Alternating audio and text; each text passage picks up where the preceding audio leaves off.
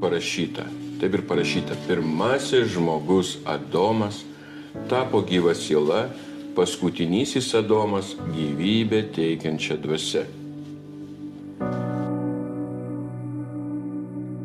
Praeitas sekmadienį žiūrėjome apie pradžią, apie Adomą, pirmi 3 skyriai. Ir kam mes sukurti? Jeigu taip trumpas toks klausimas. Ir mes buvom sukurti gyvenimui, gyventi.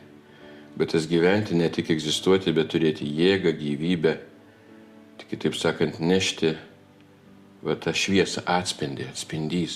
Tu pagal rusų vertimą atrodo, ne atspindys. To šviesos. Ir kai mes skaitom Jono Evangeliją laiškus, jame nėra jokios tamsybės. Šviesa. Ir ką tai reiškia mums? Nėra jokios tamsybės. Tai nėra jokio pykčio, rūstybės, kažkokio tai net keršto. Tada Dievas Senam testamente mes matom, kad keršė liktai, ne? Bet kas tas kerštas? Būtent vėlgi tai apvalanti ugnis. O dabar žiūrėkite, pirmasis žmogus Adomas tapo gyva siela, ar ne? O toliau čia pasakyta, 46-7 eilutė. Bet ne dvasinis pirmiau, o sielinis ir tik po to dvasinis. Pirmasis žmogus iš žemės, žemiškas, antrasis žmogus viešpats iš dangaus. Tai sielinis, ne? Ir mes žinom, tas sielinis gyvas žmogus, bet jisai patyrė gėdą. Nes kaltės jausmas buvo, atskirimas. Atsiranda įpročiai. Ir mes kaip tas Adomas, irgi gyvenom nuoskaudose, gėdoj, ir tose priklausomybėse kažkokiose. O dabar Dievo meilė neapsireiškia. Ir aš taip suprantat, šitos eilutėse, kaip mes vis dėlto mūsų tapatybė, kas mes esame. Dabar. Ir jau visi žino, visi tikintys, net netikintis. Taip, Adomas tapo gyva siela, pirmasis Adomas. Mes visi paveldime. Bet čia paskutinysis Adomas. Ir štai kokį mes santykį turim, kad gyvybė teikianti dvasia. Žiūrėkite, Mato Evangelijai, 3 skyrius, pradžia Jėzaus ir pradžia bažnyčios. 3 skyrius nuo 7 eilutės. Čia Jonas Krikštytojas, ką jisai mato, ar ne? Ir žinau, kad Jonas Krikštytojas tai buvo, kaip mes skaitėme, Malachijo pranašystės pabaiga. Dar neskaitėm, dar žiūrėsim ketvirtadieniais, Malachijo pranašystę.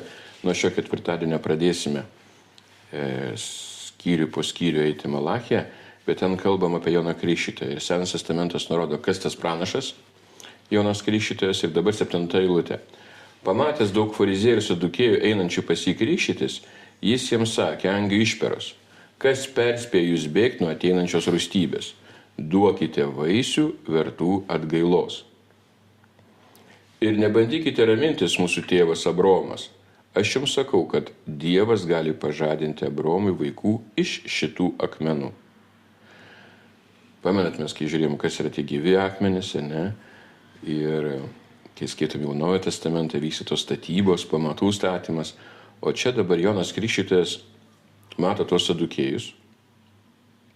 Įdomu, jie turėjo norą su fariziejai ir sadukėjai krikštytis.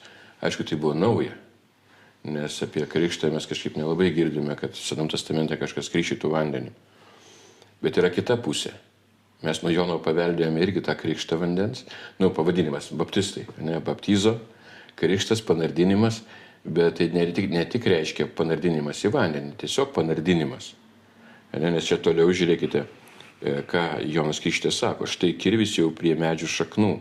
Ir kiekvienas medis, kuris neduoda gerų vaisių, yra nukertamas ir įmetamas į ugnį.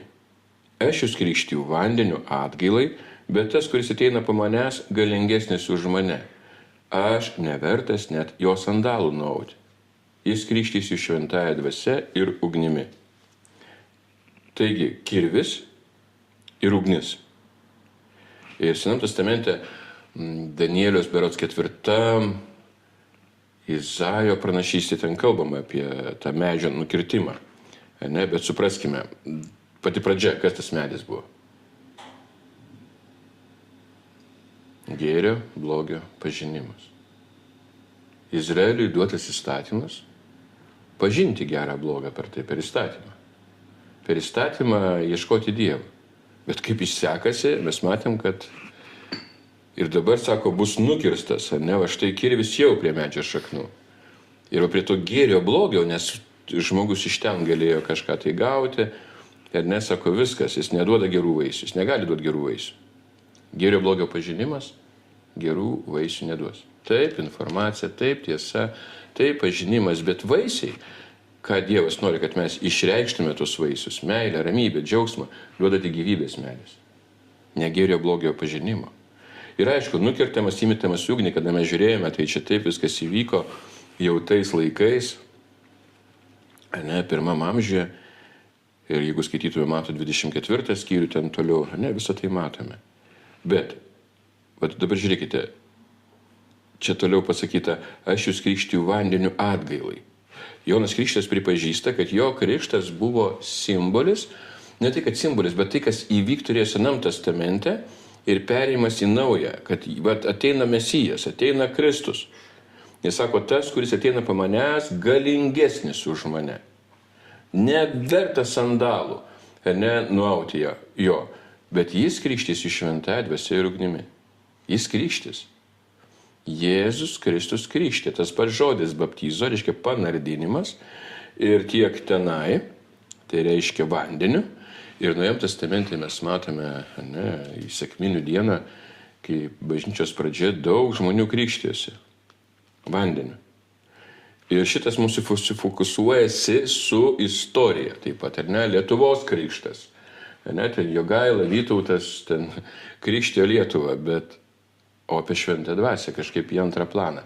Čia savaime aišku, mes patikėjome, mes turime, bet toksai, kaip žiūrėkite, bažnyčios nariu tapti, būtina patikėti ir krikštytis. Bet nėra tokios kaip prievolė, ne kaip prievolės, bet reikalingumo, kaip čia pasakyti, jis krikštys šventąja dvasia ir ugnimi. Ir čia taip savaime aišku lygtai, bet palaukit, šventąja dvasia ir ugnimi. Jis krikštė, jis duoda jėgą, jis duoda tai, kas mumyse dabar, ar ne, tai tas pergyvenimas, bet kartais mes tos pergyvenimus vedam į antrą planą. Ir lyg tai svarbu tas žinojimas. Ir aš, kai skaitau dabar, šiandien dalinausi, nes jau atvažiavom, kur Naujam testamente parašyta, tas reikalavimas krikštyti vandeniu. Aš nesakau, kad jo nereikia. Kad taip jis yra, kaip ir mes matom apie viešpaties vakarienę, ne? Kad tai atminimo vakarienė, kaip praėjusią savaitę mes nuostabiai tame dalyvavome. Bet tai yra toksai bendruomeninis dalykas, suprantamas dalykas, ne? Pergyvenimas. Bet dabar žiūrėkite, krikštysiu šventąja dvasia ir ugnimi. O kaip mes ir pradėjome tą temą, kad jis antrasis Adomas gyvybę teikianti dvasia. Ką reiškia krikštis ugnimi? Ne? Ir, žiūrėkite, dabar bažnyčia turėjo tam tikrus dėsnius, pati pradžia. Ne? Jinai turi augti. Ir sekminių dieną sako, žiūrėkite, jūs pasilikite ir laukite šventosios dvasios. Be šventosios dvasios nieko nedarykite. Jeigu taip išverčiu tą kalbą tokią, ne Jėzus. Nes jie turėjo laukti, ten apie 10 dienų, nes ne, ten 400 dienų rodys, ten 50 sekminės, nesekminių, mes kaip žinom šitą šventę, kas įvyko per sekminės. Šventoji dvasia nužengė, ugnies liežuviai buvo. Taip? Bet per visą tą istoriją, Jėzaus istorija, tai reiškia Evangelija, ir mes turim suprasti, kad Evangelija, šiek tiek, kaip ir skiriasi tas, kai Jėzus kalbėjo apie gerą žinią, jis kalba apie išpildymą Senojo testamento, ir tai yra gera žinia. Ir sako, eikite, skelbkite, mokykite, bet dabar mes turim didįjį pavedimą. Kokį? Kame prasme didžio pavedimo? Skelbti Evangeliją, bet galim pasižiūrėti greitai. Mato Evangelija, 28 skyrius, ne? Ir didysis pavedimas įeina kame? Žiūrėkite, į valdžią. Nes 18 eilutė, matot, 28-18 pasakyta, tuomet prieėjęs Jėzus jiems pasakė, man duota visa valdžia danguje ir žemėje, todėl eikite ir padarykite mokiniais visų tautų žmonės, krikštydami juos Tėvo ir Sūnaus Šventosios Dvasios vardu. Ir mums čia savaime aišku, tai čia reiškia, įtikim ir krikštėjam, ten diskusijos vyksta Jėzaus vardu, ar Tėvo Sūnaus Šventosios Dvasios vardu. Bet ar čia tikrai kalbam apie vandens krikštą? Jėzus sako. Atsiminkite, Jėzus nieko nekrikštė vandeniu. Jis jiems duoda valdžią.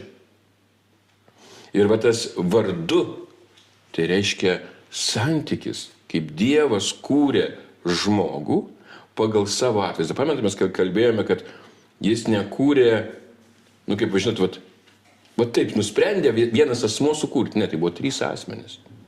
Tai buvo bendrystė tame. Ir pagal jo atvaizdą mes sukurti. Dabar dar kartą, man duota visa valdžia danguje ir žemėje.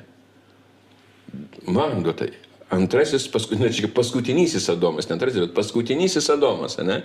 Jis sako, duota valdžia. Ir prisimenam, dabar žiūrėkite, grįžkime į Jėzaus tą supratimą, į pradžios knygos. Padarykime žmogų, sukurkime žmogų, įkvėpkime dvasią. Ten žmogus juslinis.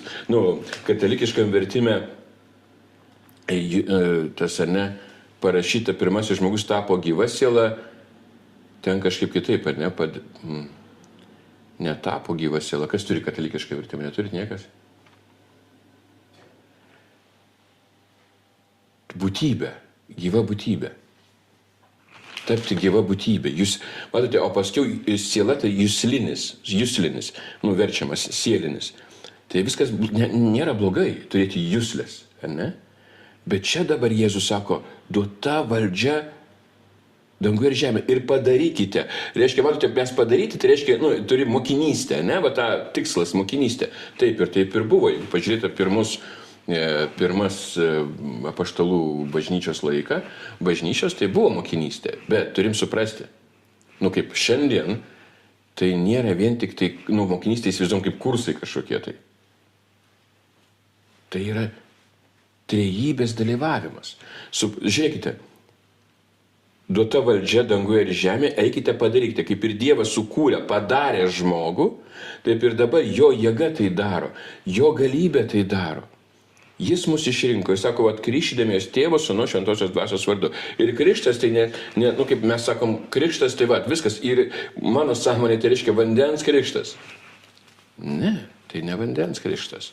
Tai aš nesakau, kad vandens nėra krikšto, yra, viskas gerai su juo. Bet taip visų pirma, tai kaip mes ir pačiai pradžiai skaitėm, kai Jonas Krikštytojas sakė, jis krikštys jūs šventąja dvasia ir ugnimi. Ir ta ugnis, tai šventosios dvasios pasireiškimas.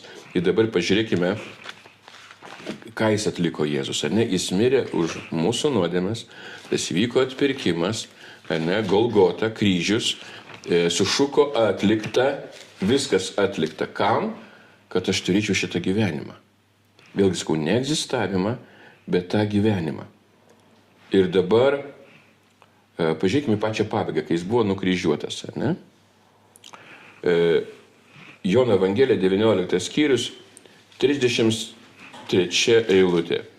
Priėjo prie Jėzus ir pamatė, kad jis jau miręs, jie nebelaužė jam blauzdų. Tik vienas kareivis ietimi perdūrė jam šoną ir to jau ištekėjo kraujo ir vandens. Per Velykas skaitom šitą istoriją, ne? Bet dabar supraskime. Kaip tai nuostabu. Anksčiau, tai jeigu paimsim dar ir komentarus, tai daugelis skaitom. Tai čia jau 100% mirtis. Čia jau visiškai nužudė Jėzų. Bet pamatykime tą paveikslą apie medį, apie Adomą, pradžios knygoje. Jis buvo pakabintas ant medžio, Jėzus Kristus. Taip? Jis mirė. Jau viskas, čia faktas įvykęs liktai, ne? Bet vienas kareivis ietimi perdūrė jam šoną. Ir to jau ištekėjo kraujo ir vandens. Į ką tai nurodo? Į šoną. Atsimenat pradžios knygos Antras skyrius, bet dar truputėlį dar toliau. Žiūrėkite, kad nepabėgta, net 35 eilutė. Tai matęs paliudijo ir jo liudijimas teisingas. Jie žino sakąs tiesą, kad jūs tikėtumėte. Tai įvyko, kad išsipildytų raštas, ne vienas jo kaulas nebus sulaužytas. O dabar dėl to kaulo sulaužytas nebus, bet pažiūrėkime, kaip Dievas dar net kūrimo procesą, kaip ir praeisą kartą žiūrėjome apie pirmą Adomą. Antras skyrius, 21 eilutė.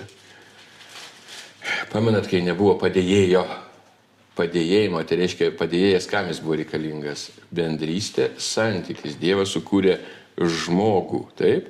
Ir dabar 21 eilutė, pradžia antras skyrius.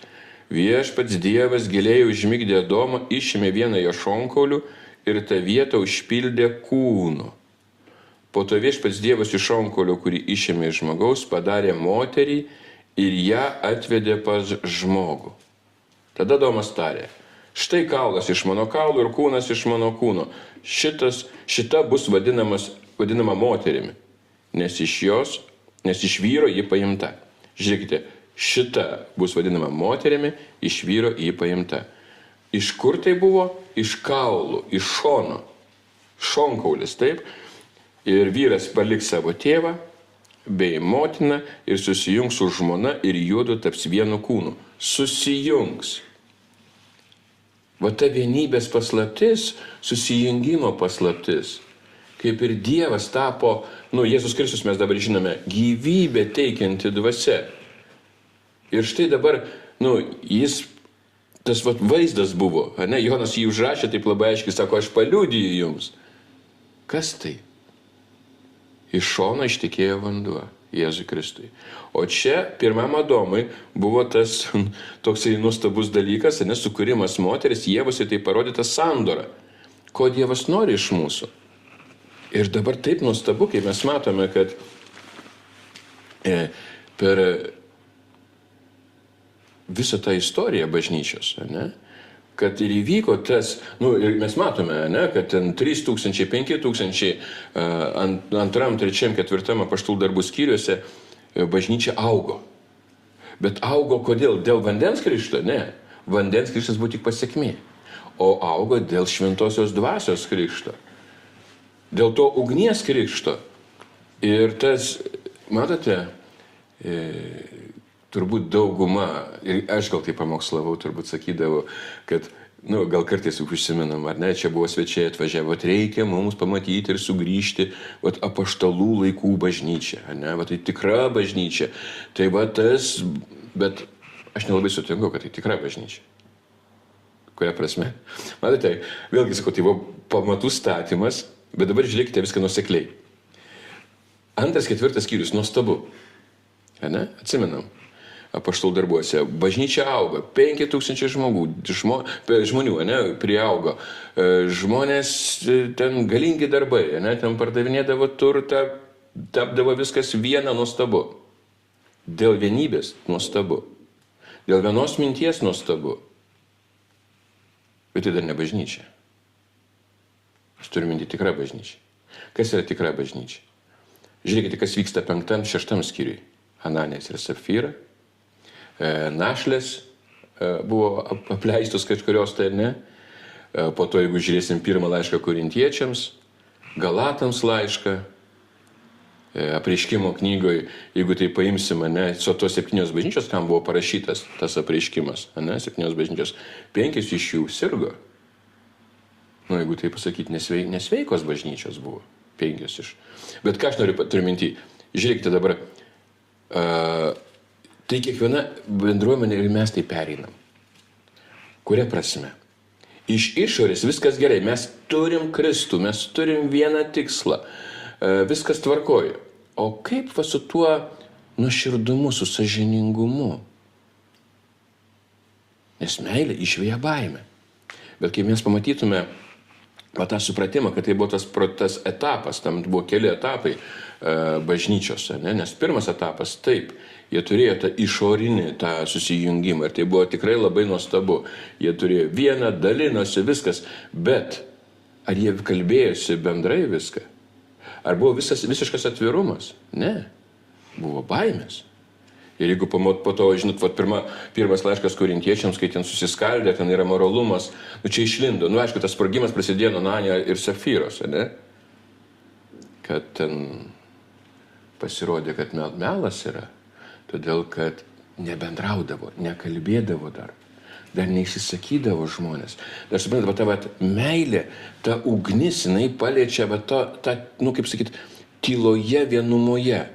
Pamenat, apaštalas Petras, pasižiūrėkime, iš vis jo gyvenimas, taip labai greitai trumpai, ne, pamenat, pirmas, kuris pripažino Jėzų Mesijų, išsakė, taip?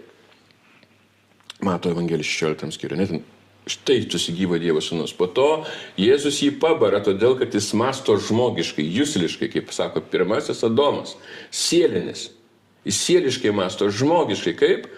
Neturėtų mirti. Ir Jėzus sako, iššalink šėtonę. Petras nebuvo šėtonas, bet jis priešinosi. Bet toliau mes matome, Jėzus sako, kai po to išsigynimo, Petras išsigynė jį, ar ne, ir ar myli mane, buvo klausima 3 kartus. Tai reiškia tas bendravimas. Dievas, jis visą laiką myli. Jo meilė nesumažėja ir nepadidėja. Įdomu. Man atrodo, jis daugiau myli. Ne, jis taip pat myli nuo pat pradžių. Dar prieš sukuriant pasaulį jis mus myli. Bet mūsų meilė taip, jinai atsiveria. Nors irgi ta meilė pati pradžia. Jeigu atsimenu pirmą meilę, jinai nuostabi. Ir toliau ta meilė. Tik taip tas pamatymas, koks yra Dievas. Ir sakau, jis nori mus priblokšti savo gerumu. Kiekvieną dieną. Bet tai kada tai vyksta, ne tai, kad aš sužinau kažką, bet kad aš patiriu. Ir tai meilė, tai taip yra nuostabu, kad kada paklausė 3 kartus ir toliau dabar apaštalų darbai, jis gauna šventąją dvasią, jis gauna jėgą, viskas atrodo nuostabu, ar ne? Bet mes matom, jau atsiranda problemos apaštalų bažnyčių, Jeruzalės bažnyčiai, ar ne? Ten, aišku, jos tvarkomos, tada vyksta persekiojimas pats pirmas, ar ne? Daugelis ten jie kaip liktai išsibarsto, bet žiūrėkit, atsimenat, tas jo regėjimas apie atsivėrusi dangų, ar ne, atsivėręs dangus, apaštalų darbų 10 skyriui, ir ten buvo padėklas. Ir čia ta istorija apie Kornelijų, ar ne, apie šimtininką, kuris kitoje vietoje turėjo irgi regėjimą. Bet dabar žiūrėkite,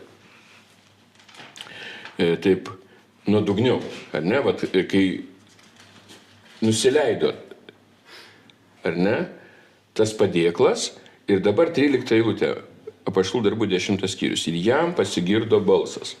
Kelkis, Petrai, pjauk ir valgyk. Kieno tai balsas? Viešpaties. Viešpats jam kalba. Jis turėjo bendravimą, jis turėjo santykį, jis turėjo šventą dvasią, viskas tvarkoj, bet dabar kodėl toksai buvo pasakymas šitas, kaip čia ne tik lūžis, bet jau įeina į gilesnį santykį.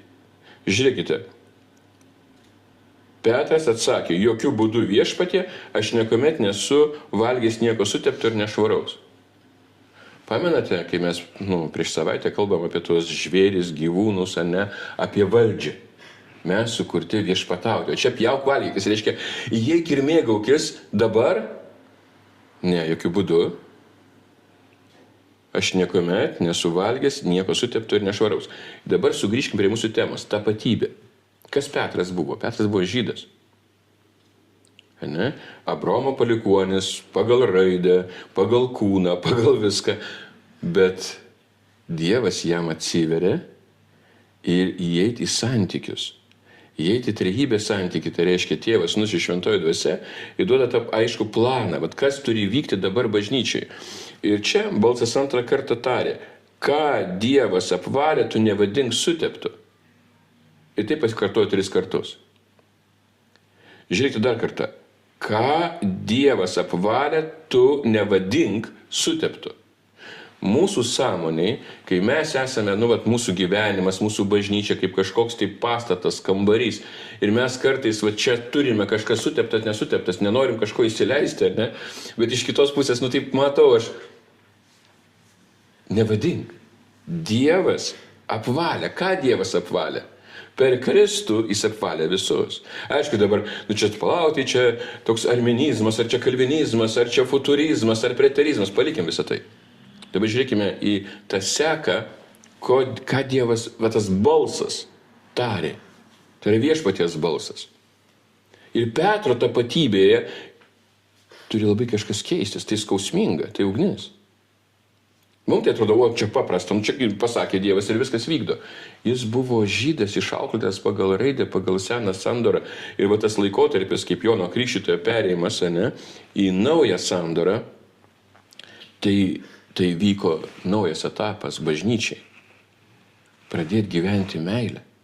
Tai reiškia, aš savo mintyse sakau, nevadink suteptų, apvalo Dievas. Ir Paulius tai turėjo, visi tai turėjo pereiti. Apaštalai tai pereiti turėjo.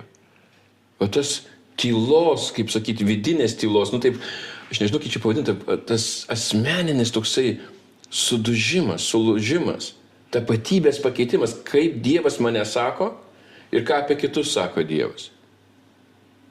Ir tai keičia mane ir keičia santykį į Dievą ir taip pat į žmonės būtinai, kas aš esu. Mūsų gyvenime, aišku, čia bet irgi, kaip aš išauklėtas, daleiskim, kad ir šitą šiandien temą apie krikštą.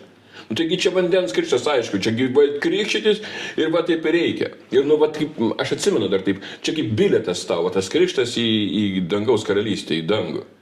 Čia joks ne bilietas. Jėzus Kristus nėra bilietas, jis yra asmuo. Evangelija ir yra Jėzus Kristus pats, manyje, tavyje. Štai kas yra Evangelija. Kai mes kalbam apie tėvą, apie sūnų palaidūną ir tą tėvą, ten ir ką kalbama, namai, jis išėjo iš namų, pakliuvo į kiaulės ką kiaulė sėda apie tą svajonę ir paskui jisai sugrįžta.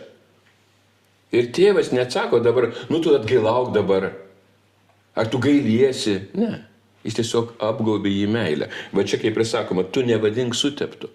Čia tėvo charakteris, Dievo tėvo, sūnaus ir šventosios dvasios veikimas, Petro gyvenime, Petras apreiškiama trejybė. Ir tai yra taip nuostabu, kad va tas pamatymas ir mums, kaip aišku sakyt, čia Petrui pasakyta, čia pradžia ankstyvosios bažnyčios, bet mums irgi tas etapas vyksta gyvenime. Kada tas lūžis, keičiama tapatybė. Ir čia toliau, jeigu žiūrėkite apaštalų darbai, 10 skyriuje, čia mes žinome, kad čia, tas ženklas reiškia, kad visi pagonys priimti, ar ne, mes tai puikiai suprantame visą tą kontekstą. Bet dabar žiūrėkit. Pabaiga Petro pamokslo. Pamenat, kai Kornelijus ateina, jis pamokslauja ir labai įdomi situacija. 43 eilutė. Apie jį visi pranašai liudija, kad kiekvienas, kuris jį tiki, gauna jo vardu nuodėmių atleidimą. Dabar prisiminkime vėlgi Jono Krikštytoją, kai jisai sakė, štai kirvis prie šaknų, štai dabar ateina didesnis, kuris jūs krikštys šventąja dvasia ir ugnimi, o Jono Evangelijoje parašyta 1:29, atsimenat? Štai Dievo avinėlis naikinantis pasaulio nuodėmę. Štai jisai. Ir Petras tą patį sako. Gauna jo vardu nuodėmių atleidimą. Kada? Tu pranašų žodis tampa tavo žodis. Ir dabar žiūrėkite, kas sekantį eilutę. Petrui dar tebe kalbant. Petras dar kalbėjo, jis kalbėjo, dar nepabaigė pamokslo. Šventoji dvasia nužengė ant visų, kurie klausėsi žodžių.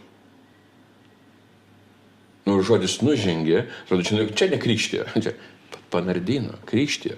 Čia suprantat, nužengė ant jų. Kaip tai buvo, kodėl taip pat Lukas užrašė tai? Tai buvo patyrimas. Tai ne taip, kad, aš įtikėjau, aš gavau šventą dvasią, viskas tvarkoj, tai reiškia, aš turiu tokią poziciją. Ne, tai yra pergyvenimas, tai yra supratimas, kad aš einu į naują santykį. Ir tada žiūrėkite, kas vyksta, kaip pasiekmė kokia, su Petru atvykę žydų kilmės tikintieji, labai stebėjusi, kad ir pagonėms buvo išlieta šventosios dvasios dovana. Jie girdėjus kalbant kalbomis ir aukštinant Dievą. Tuomet Petras tarė, kas galėtų uždrausti pasikrikštyti jiems vandeniu. Šiems, kaip ir mes, gavome šventą dvasią. Čia pabrėžė, bet dabar ir vandeniu. Galite krikštytis. Bet ir čia likti kaip prieš taisyklės, nes turėjo pirmą likti tai pasikrikštyti vandeniu, po to gaudavo šventą dvasią. nes jie buvo pakrikštyti visi. Bet ne, čia taisyklės tokios nėra. Čia yra viena ir tas pats. Tas pergyvenimas, įėjimas į Kristų. Krikštytis tai reiškia panarsinardinti į asmenybę, kad tu dabar nesi vienišas. Tu dabar turi santykį. Aš nekalbu dabar apie socialinį tą statusą. Aš turiu tėvus, aš turiu šeimą. Aš turiu šventąją dvasią. Turiu sūnų, turiu tėvą. Įeinu į tai. Ir gaunu tą jėgą. Ir va tam surinkime, va tas jau etapas jau keičiasi. Štai ir Paulius ir sako tada korintiečiams, aš palikau kas vaikiška, nepalieku kas vaikiška, ne? Bet kame kalba? Apie meilę, kuri niekada nesibaigia. Apie meilę, kuri pasireiškia. Ir dabar taip nuostabu, pažiūrėkite, jeigu Petro gyvenimą, čia nesibaigė jo auklėjimas su meilė. Jeigu pažiūrėsime taip, jisai čia labai gauna aišku tą žodį, balsą, kuris sako, kad Dievas apvalytų, nevadink suteptų, bet toliau vyksta tas procesas, koksai, jeigu atsimintume Galatams laišką, kaip Paulius jį bara. Ir jeigu pamatytume visą testamento, Naujojo testamento tą visą struktūrą, kaip rašyti laiškai, mes matome, kad Petras keitėsi. Jis susitaikė su Pauliumi, susitaikė su Dievu, kuria prasme. Jis buvo taikoje su Dievu, bet priėmė meilę. Meilę, kuri veikia jo gyvenime. Ir pažiūrėkime dabar, dar trumpai, 1 Petro laišką, antrą, paskutinį, atsisveikinant, nes čia matome net intonaciją jo atsisveikinama. Pažiūrėkite, 2 Petro laiškas, 1 skyrius, 14 eilutė. Žinau, kad greitai ateis mano palapinės nugriuvimo metas, kaip ir mūsų viešpats Jėzus Kristus man apreiškė. Bet aš pasistengsiu, kad ir man iškeliavus jūs kiekvienu metu galėtume tai prisiminti. 2 Petro 1 skyrius 14-15 eilutė. Ką jis sako tikintiesiems? Ir kokiems tikintiesiems? Mes matome iš konteksto šitie laiškai parašyti apipjaustytiems, izraelitams, Bet ką jis sako? Palapinėje. Jis čia kalba apie fizinę mirtį. Mes suprantam, mirtis, bet jis net nevadina mirties mirtimi, todėl kad nėra mirties. Yra pergalė. Ir sako, nugriuvimo metas. Ir jisai, ką jam Kristus apreiškė. Ir dabar žiūrėkite toliau. Mes skelbėme 16 eilutę.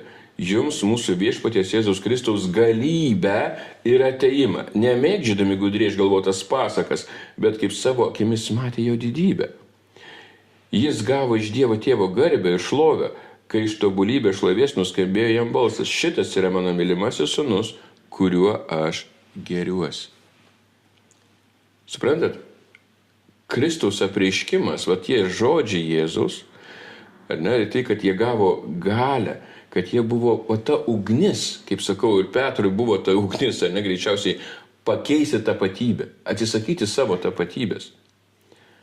Leisti viešpačiui sudeginti, kas trukdo. Ta meilė tegul sudegina, kas trukdo įeiti tą laisvę.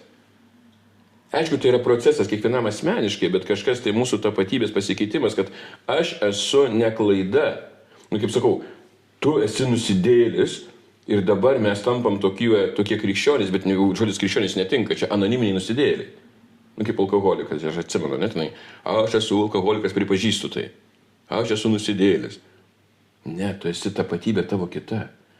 Tu esi tas sūnus, kuris ateina ir tėvas aprengia, uždeda žiedą, apauna tave, apgaubia meilę ir dabar sako, dabar tikėk, dabar kentiek. Ne, dabar ką pasakė?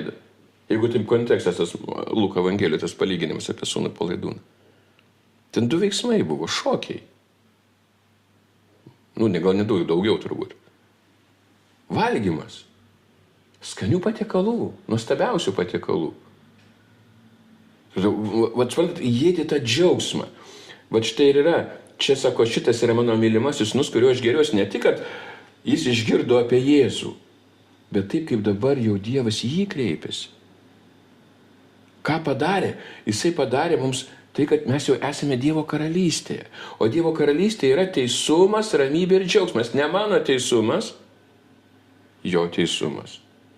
Bet jau jis į mane taip žiūri, kaip į sūnų, į dukrą. Ir jis tą patį sako, aš geriuosi juo. Dievas netgi gieda, jeigu paimsime pagal Senąjį testamentą giesmes apie mus, apie savo vaikus.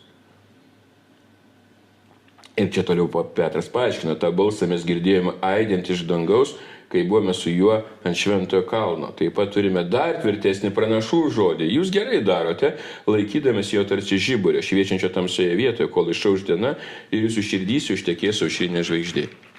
Kas dabar mūsų širdyse yra aušrinė žvaigždė?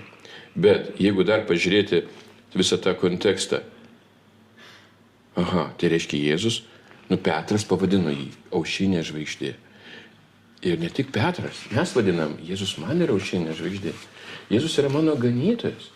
Pamenat psalmėse, 23, aš nestokosiu. Aš vaikščiosiu su juo. Jis yra mano vynmedis, o tas vynmedis, kaip sakau,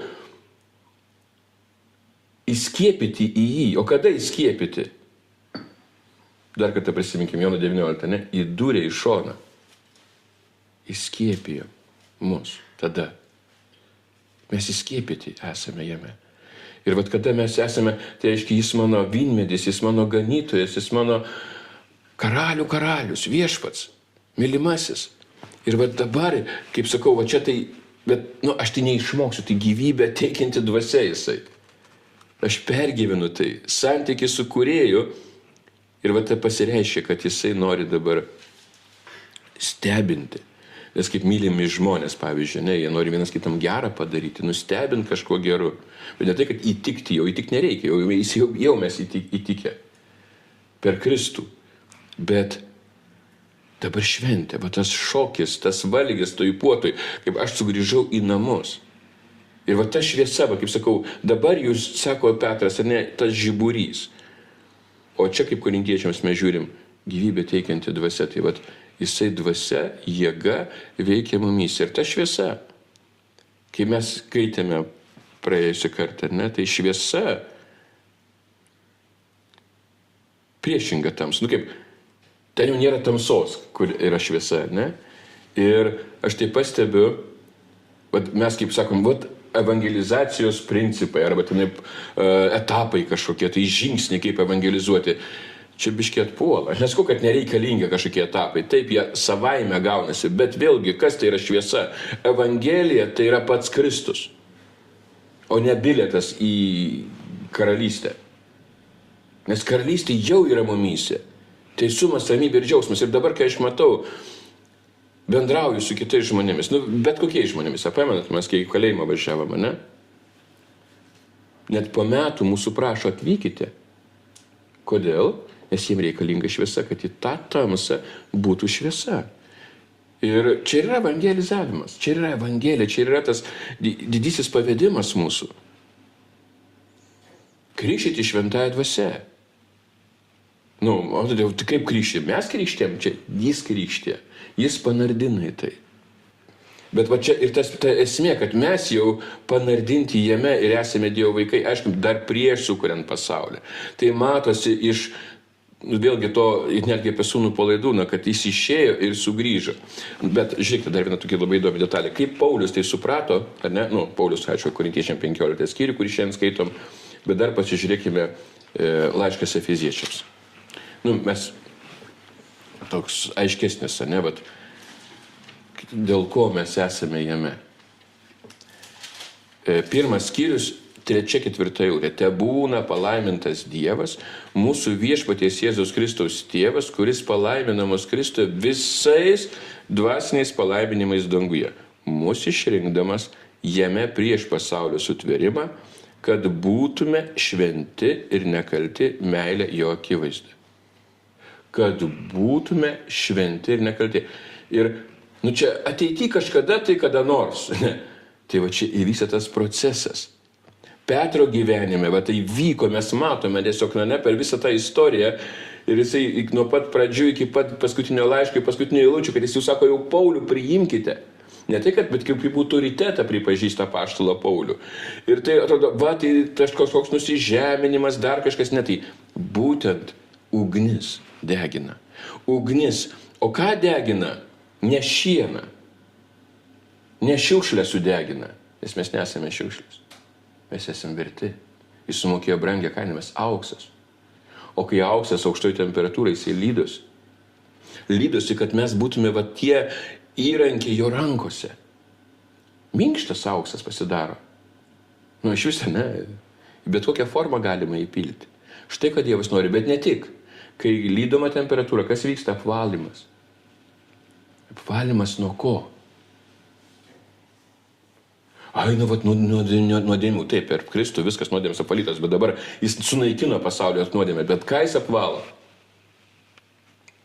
Tai, kas mums trukdo, tai tas melas, kad Dievas nėra geras. Bet aš labiausiai matau, žinot ką? Savigaila. Nes savigaila čia yra tas toksai kaip kalėjimas, į kurį žmogus pakliūna. Nes jeigu aš save gailiu, bet aš ant tiek nusižemęs, aš toks vargšas, aš esu niekas. Tu nesi niekas. Jeigu aš taip sakysiu, tai Dievas skaitau melagių. Dievas mylintis tėvas.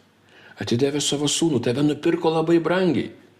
Ir tas lydimas aukso ir yra, kad taip mes kartais jaučiamės tokie save gailim dėl to, kad esame vieniši. Bet kada tu turi trejybę, tu niekada nebūsi vienišas. Tai yra santykiai. Ir kai mes matom, tas procesas vyko apaštalų laikais ir bažnyčios, tas tikra bažnyčia. Iš tikrųjų, jinai buvo tikra bažnyčia. Ir vis dėlto Apreiškimo knygui mes matome tikras bažnyčias. Smirnos ir Filadelfijos bažnyčios buvo tikros bažnyčios, nors atrodė skurdžios.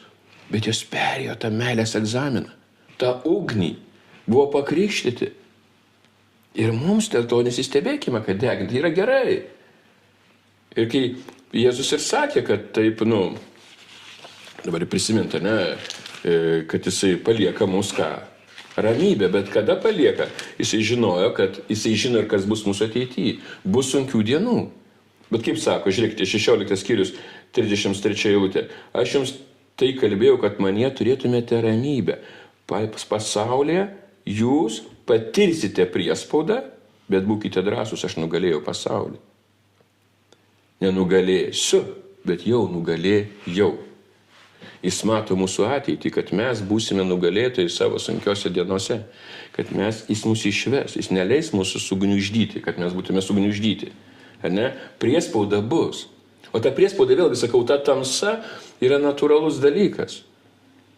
Aš taip patiriu. Kai religinė sistema yra, kada, yra tam tikros baimės. Ir dabar žiūrėkit, manęs nenori pasikviesti kambarį. Taip, nes tam kambarį sužinos, kad niekas nešviečia. Jeigu mane pasikvies. Suprantat, šviesą pasikvies. Jūs pasikvies. Ir dėl to religijai geriau neįsileisti šviesos. Todėl ir Jėzus nenorėjo įsileisti, kad jisai būtų jų viešpats, jų mesijas ant kryžiaus. Bet sako, žiūrėkite, pasaulyje priespauda, bet būkite drąsūs, aš nugalėjau pasaulį. Ir kalbėjo, kad turėtume ramybę. Vėlgi, ta karalystės tie nuostabus principai, kad mes turėtume tai. Tai yra taip nuostabu. Ir gyvybę teikianti dvasia, antrasis Adomas. Aš manau, kad kažkada tai, bet čia aš kalbu iš patirties ir aš, ir man atrodo, mes kaip surinkimas buvome tame, kada, pamenat iki Covido, patyrėm tokį, atrodo, tą tokį chaosą. Kas dabar bus, kaip vyks. Bet lygiai tas pats apaštalų darbuose. Atsimenat, kaip gerai tas išorinis vienybės, mes rinksimės, mes darome vieną, viskas taip yra, bet chaosas tai nėra blogai. Kaip ir Petrui reikėjo to išgirsti balsą, kad aš apvaliau, nelaikyk nieko sutepto. Bet tai jau prieiti ne kaip mokymą, bet prieiti kaip patirtį. Dievas kalba. Ir kaip sakau, ta ugnis naikina ne mūsų tapatybę, o atvirkščiai, bet tai, kas trukdo atsiskleisti mūsų tapatybę, arba, kaip mes sakom, identitetui, kas aš esu. Ir dabar kas yra Dievas, kai aš suprantu, kas yra Jis, kai jis sako, aš esu vartai, aš esu gyvenimas, Kristus, tai jisai sako, gyvybę teikianti dvasia, ta deganti ugnis, bet ta deganti meilė, tai yra tokia nuostabi meilė. Ir kai aš jau suprantu, kad kokia tapatybė mūsų. Tu esi jau dukra, tu esi sūnus. Tai yra tikra tapatybė. Jeigu aš dar kažkaip tai svarstau, dar nevertas to taip, tada aš jį laikau melagiu. Ir eina etapas kažkoks tai mūsų gyvenime. Bet būtent va tame, įsivaizduokite, kaip ir ta bažnyčia, kai ne, tame paprastume. Išlikti, leisti tai ugnį deginti. Ir tada įeini į tai, va, kad tu jau esi šviesa. O šviesai, reikia kažkaip reklamuotis, įkišti save, nereikia. Kuria prasme? Šviesa ir taip reikalinga. Nes poreikis pasaulio yra šviesos, didžiulis. Žmonės nenori meluoti ir vaidmainiauti. Nori sąžiningumo, nori atvirumo. Aš kai sakau, to religiniai, tai yra tas etapas, kai išoriai taip, mes vieningi, taip. O jeigu pasigilint viduj, ten jokios vienybės nėra. Ten kaip tos našlės, Sapfyra, Ananijas, taip toliau. Todėl, kad tai sprogsta. Ir geriau, kad nereikia, kad sprogtų. Va štai kodėl yra religijoje labai dažnai. Pastoriai pasikalbam, į ten tiems tą pačioje nekalbėkim, nes jiems per sunku, per stipru bus. Aha.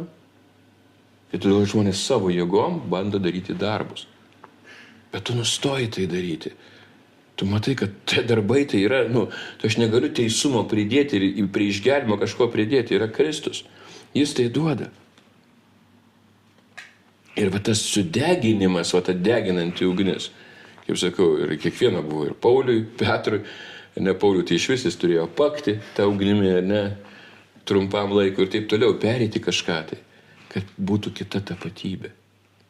Ir va čia yra, kai ta tapatybė keičiasi, vyksta, aš nežinau, va ta žodis transformacija, tas keitimasis vyksta. Ir tai taip nuostabu, bet Efeziečiams laišką aš jau užverčiau, bet dar noriu prisiminti, ką mes praeitą savaitę kalbėjome, bet dar kartą pabrėžti. Aš kartot norisi, 2 skyrius 5 eilutė. Mus, mirusius nusikaltimais, atgaivino kartu su Kristumi, maloniai jūs esate išgelbėti. Prikėlė ir pasodino danguje Kristuje Jėzuje, kad ateinančiais amžiais savo gerumu parodytų mus beribius savo malonės turtus Kristuje Jėzuje. Į ten toliau mes esame jo kūrinys 10 eilutė, bet dar kartą. Pasodina danguje ateinančiais amžiais. Kada tai ateinantis amžiais? 25 metai, lapkritis, gruodis, 26 metai. 2026 tai yra ateinantis amžiai, tai yra šiandien. Tai yra dabar, kiekvieną dieną. Ir jisai nori mus parodyti beribius, jisai nori mus nustebinti savo gerumu vis kiekvieną dieną. Ir pasaulio šito reikia. Ir va štai, kada vyksta, tas suvokimas, o kada tai suvokimas, trejybės, va tos trejybės pergyvenimas, tėvas, sūnus ir šventoji dvasia turi bendrystę. Ir kai jau ne tik, kad tai ne dogma, o tai yra gyvenimas, tai yra gyvybė teikianti dvasia. Nes mes taip žinom, o taip krikštas, vakarienė, nuostabu, gerai, būna. Bet privaloma, tiesiog būtinybė šventosios dvasios krikšto. Pergyvenimo, panardinimo. Aš tiek liudijimo, ne tik liudijimo, bet mūsų tie pradininkai, per ką mes atėjome. Atsimenat, kaip jie ateidavo, atrasdavo, jie dar nesuprasdavo, melsdavosi ir ugnis deginanti, neišsakoma juos, čia gražus pasakojimas, kažkokie patyrimai. Bet tai kiekvienam mes.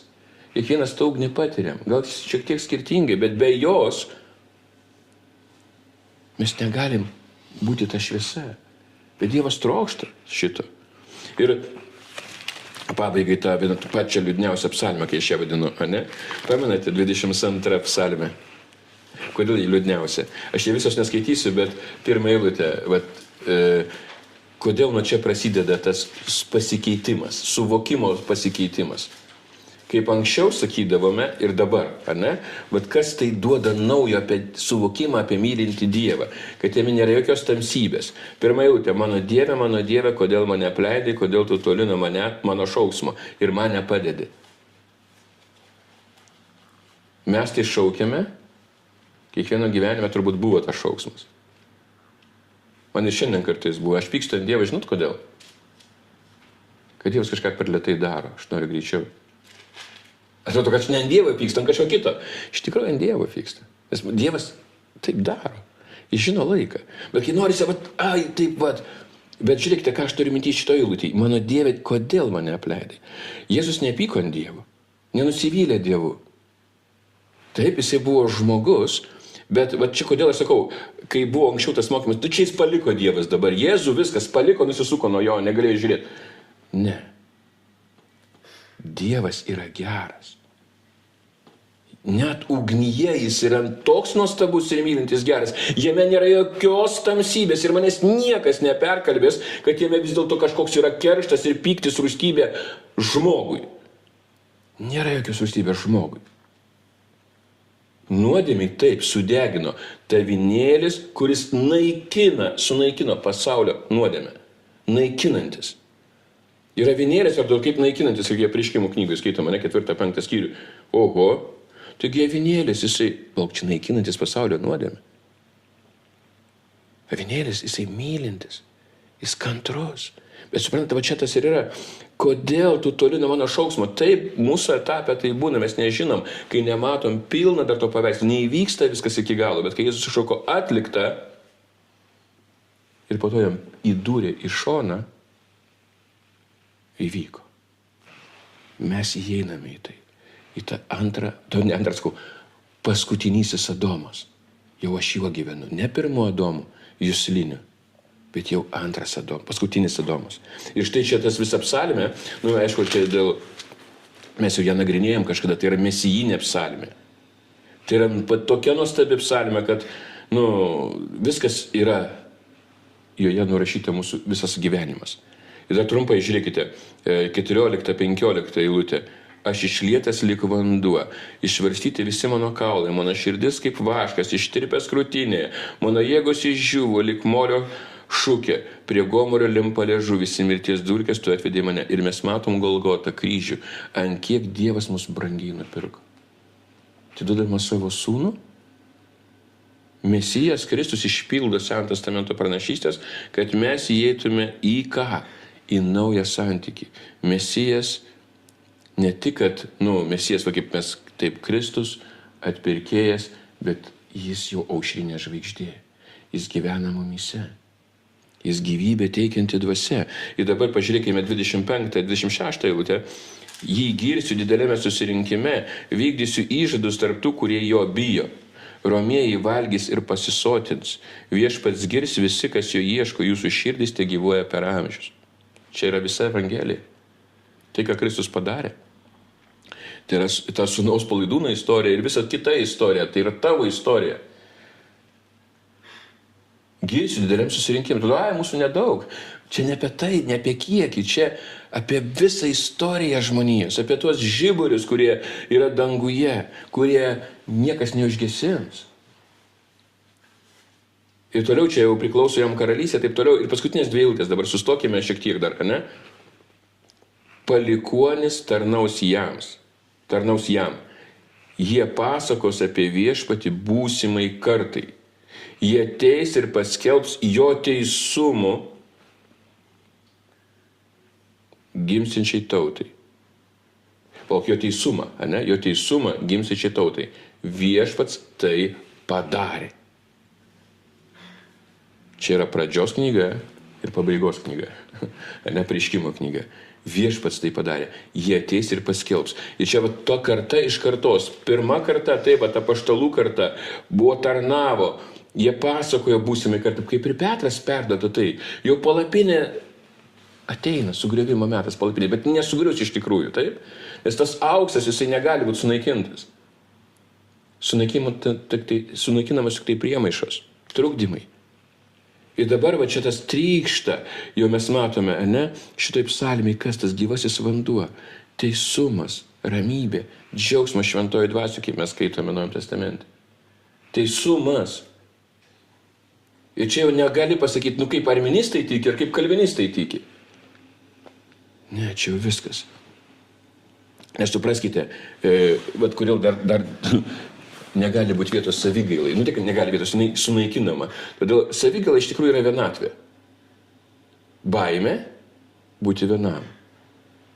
Bet meilė, kai išvėja baimė, tai sunaikina. Bet ta ugnis sunaikina vienatvę. Nes Dievas tėvas, Sūnus ir šventoji dvasia, tas viskas, jis duoda jėgų. Ir tu matai, kad tu ne vienas. Štai kaip jisai mūsų sukūrė, kaip sukūrė Adomą ne vieną. Pamenat, Adomas ne vienas, iš jo šonkaulio bažnyčia. Nors kaip bažnyčia, tengi Ieva. Bet jeigu žiūri Naują testamentą, matom paskutinį Adomą, jis tai atlieka ant kryžiaus. Tai bendrystė. Ir tai yra taip nuostabu.